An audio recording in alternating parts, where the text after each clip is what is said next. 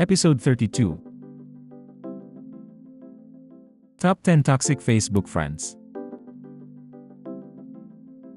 Kamusta mga Kapinoy 10? Sa video na ito, pag-uusapan natin ang mga klase ng toxic friends na nakakasalamuha natin sa social media, lalo na sa Facebook. Kaway-kaway kung may kilala kayong ganito. Ready na ba kayo?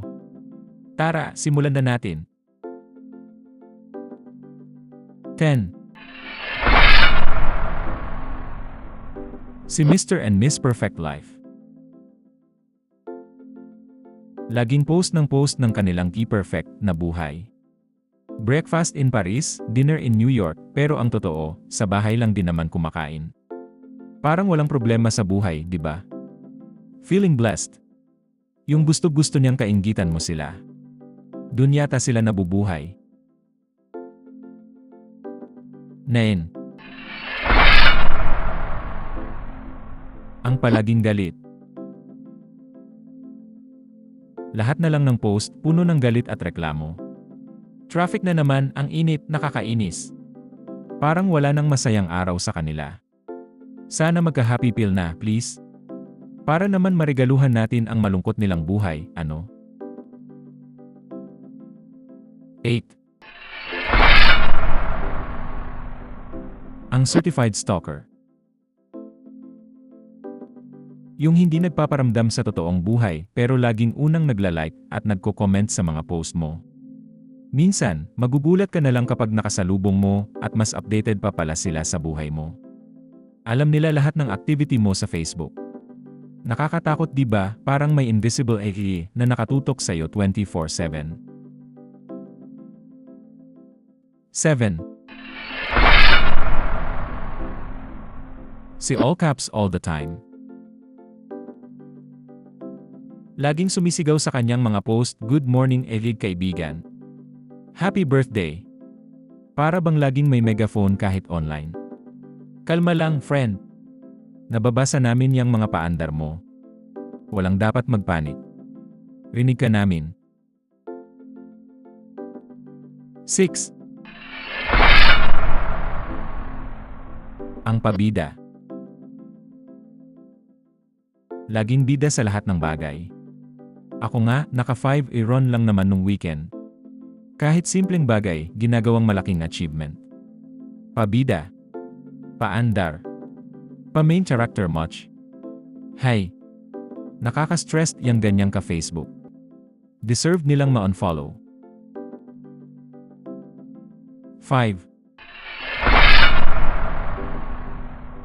Ang pa-cryptic. Yung laging may pa-cryptic posts na kailangan pang hulaan tulad ng may mga taong hindi mo na dapat pinagkakatiwalaan. Ganun ba, Mamsh? Zino.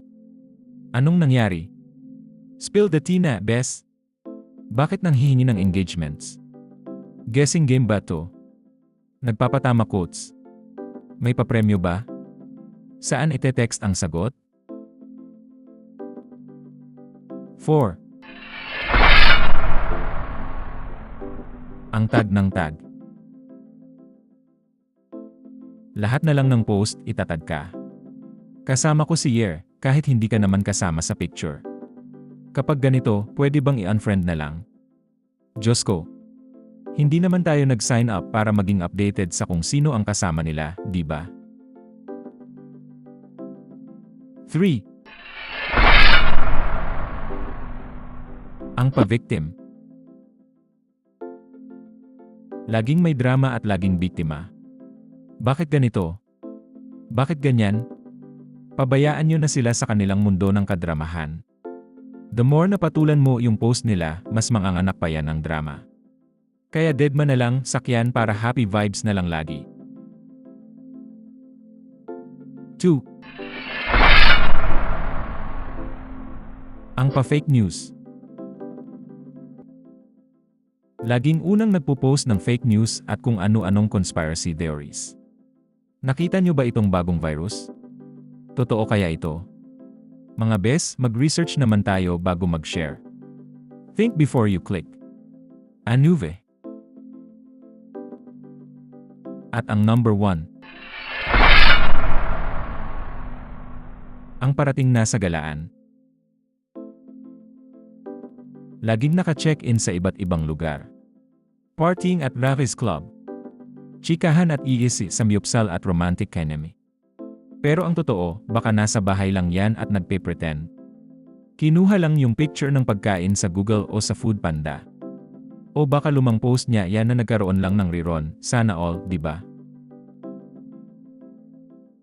Ayan mga Kapinoy 10, ang 10 klase ng toxic friends na madalas natin makita sa Facebook. Kung may natamaan sa mga kilala nyo, share nyo na rin itong video na ito sa kanila.